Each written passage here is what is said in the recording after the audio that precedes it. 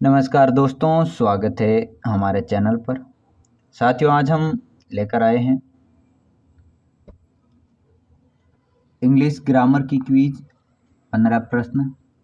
ये पार्ट 3 है। 2 वीडियो हमने अपलोड कर दी हैं, आप उन्हें जाकर चेक कर सकते हैं।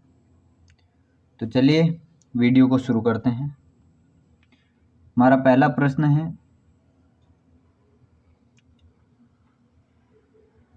डायरेक्ट इनडायरेक्ट से। She said I will help him tomorrow. तो यहाँ पे जो हमारा सेंटेंस दिया गया है वो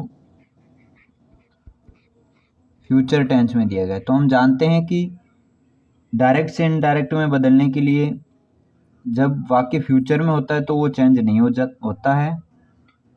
इसमें मॉडल जो विल है वो वुड में चेंज हो जाती है, तो हमारी मॉडल विल वुड में चेंज हो जाएगी। Option A, she said she would help him the next day. इसके बाद दूसरा ऑप्शन है, ये प्रेजेंट में है, ये नहीं होगा। तीसरे ऑप्शन में विल को विल ही रखा, ये नहीं होगा।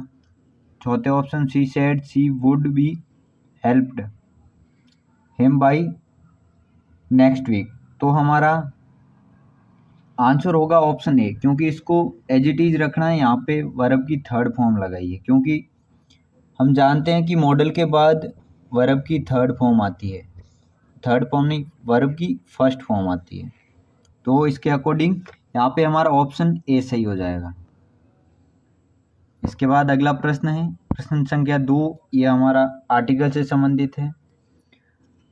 He is honest officer. तो यहाँ पे एक व्यक्ति की बात हो रही है, तो यहाँ पे हमारा डेफिनेट आर्टिकल यूज होगा। तो यहाँ पे ए और एन दोनों में से एक आर्टिकल यूज होगा।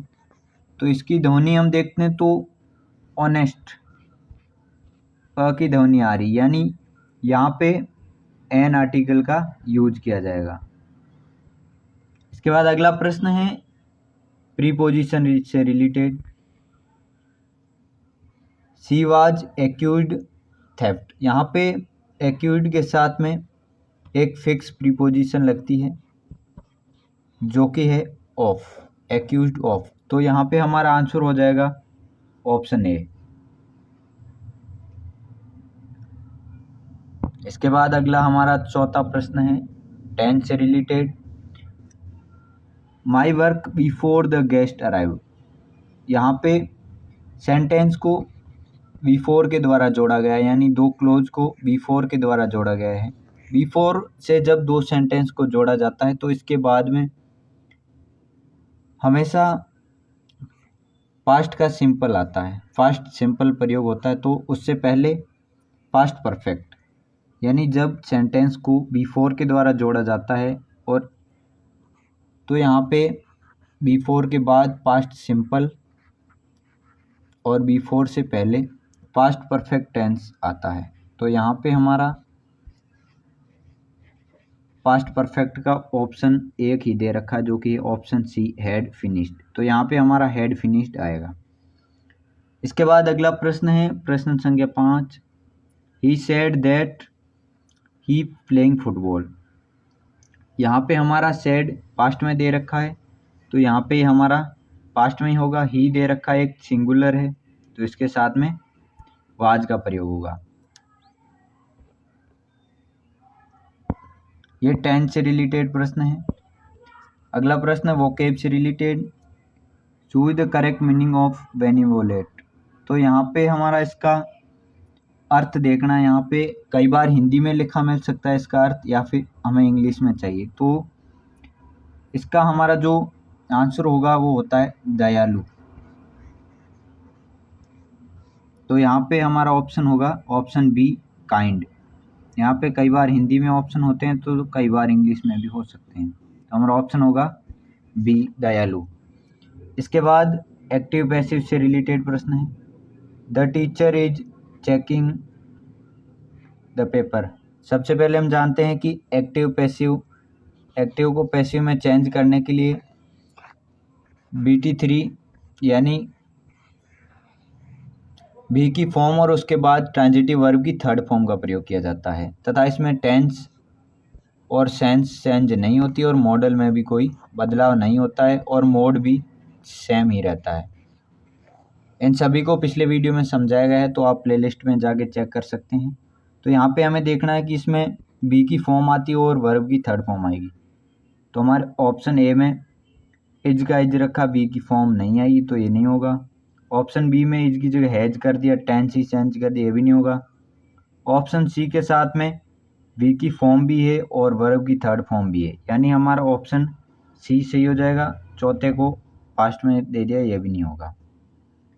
इसके बाद अगला प्रश्न है हमारा चेंज इनटू नेगेटिव यानी ट्रांसफॉर्मेशन से रिलेटेड प्रश्न। सभी टॉपिक्स के प्रश्न इसमें इंक्लूड किए गए हैं। तो हमारा 8वां प्रश्न है ही ऑलवेज टेल्स द ट्रूथ, वो हमेशा सच बोलता है, यानी यहाँ पे इसको नेगेटिव में बदलना है। तो जब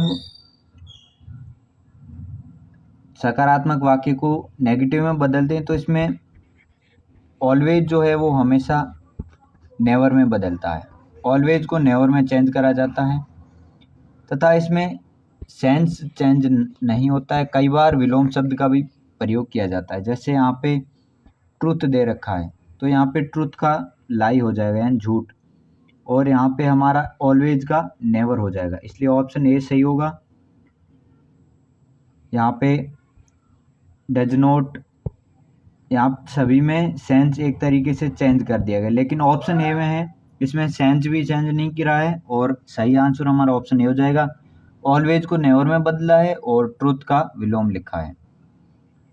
इसके बाद अगला प्रश्न है हमारा प्रश्न संख्या 9, ये विराम चिन्ह से रिलेटेड है, तो ये भी काफ़ी इम्पोर्टेंट है। तो हम देखते हैं यहाँ पे सबसे पहले ये इंट्रोगेटिव सेंटेंस है, तो जो ऑप्शन इंट्रोगेटिव नहीं है वो तो हट जाएंगे। इसके बाद है व्हाट इज योर नेम, यहाँ पे हमारा ऑप्शन बी सही हो जाएगा और ऑप्शन ए गलत होगा, क्योंकि ये जो व्हाट इज होता है वो व्हाट और इज से मिलकर बना होता है, व्हाट प्लस इज, इसे पंक्चुअल वर्ड के साथ में इस प्रकार लिखा जाता है। यहाँ पे व्हाट्स ये सही नहीं है, इसके लिए ऑप्शन बी हमारा सही हो जाएगा। अगला प्रश्न है प्रश्न संख्या 10, fill in the blanks, she has friend in the city. तो यहाँ पे हमारा ये प्रीपोजिशन से रिलेटेड प्रश्न है। तो यहाँ पे फ्रेंड्स एक काउंटेबल नाउन है, तो काउंटेबल के साथ में एनी नहीं आएगा और यहाँ पे पर्टिकुलर की बात नहीं हो रही, तो यहाँ पे उसके बहुत सारे दोस्त हैं जो वहाँ पे रहते हैं, तो यहाँ मेरे ऑप्शन हमारा बी होगा, मैनी फ्रेंड्स। इसके बाद हमारा प्रश्न है ट्रांसलेशन से रिलेटेड। तो यहाँ पे वाक्य दे रखा वह हर सुबह चलती है, यानी ये हमारा सेंटेंस एक तरीके से प्रेजेंट सिंपल का सेंटेंस है, प्रेजेंट सिंपल का सेंटेंस है। तो यहाँ पे हम ऑप्शन देखते हैं, ऑप्शन ए प्रेजेंट सिंपल में दे रखा है, ऑप्शन बी पास्ट में है तो ये नहीं होगा, ऑप्शन सी और ऑप्शन डी जो है उसको गलत बना रखा, क्योंकि सिंगुलर के साथ में एस आई एस का प्रयोग होता है। यहाँ पे हमारा जो आंसर होगा वह हर सुबह चलती है, तो यहाँ पे हमारा ऑप्शन होगा ऑप्शन ए।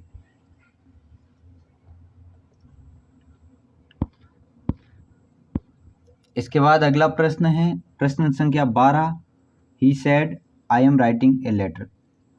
यह हमारा डायरेक्ट इनडायरेक्ट से रिलेटेड प्रश्न है। तो यहाँ पे हम जानते हैं कि इसमें टेंस को चेंज करा जाता है, तो यहाँ पे हमारा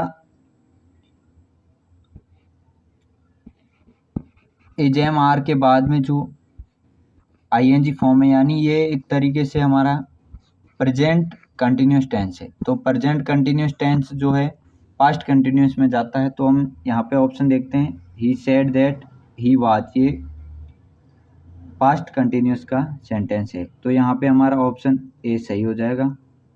यहाँ पे हमारा जो है कंटिन्यूस में ही है, प्रेजेंट में है, यहाँ पे हमारा ऑप्शन पास्ट में है और यही प्रेजेंट में, इसलिए हमारा ऑप्शन ए सही हो जाएगा। इसके बाद अगला प्रश्न है बाय नेक्स्ट वीक सी हर ट्रेनिंग। तो यहाँ पे हमारा नेक्स्ट वीक यानी यहाँ पे फ्यूचर टेंस की बात हो रही है। यहाँ पे हमारे फ्यूचर टेंस की बात हो रही, तो यहाँ पे दो ऑप्शन तो सीधे कट जाते हैं। इसके बाद है कि सी विल फिनिश हर ट्रेनिंग, तो उसके बाद में हमारा विल के बाद में हमेशा बी या फिर हैव आता है, तो यहाँ पे हमारा विल के बाद में हैव फिनिश आएगा। इसके बाद अगला प्रश्न है प्रश्न संख्या 14। यहाँ पे मेटिकुलस का करेक्ट मीनिंग पूछा गया है, तो इसका अर्थ होता है प्रीसेज, तो यहाँ पे हमें इसे याद करना होगा। हमारा आज का अंतिम प्रश्न है एक्टिव पैसिव से related, the build a new bridge. तो यहाँ पे हमें सबसे पहले एक्टिव पैसिव में ध्यान रखना कि इसमें टेंस और सेंस चेंज नहीं होता, मॉडल भी चेंज नहीं होती है, मोड भी चेंज नहीं होता है।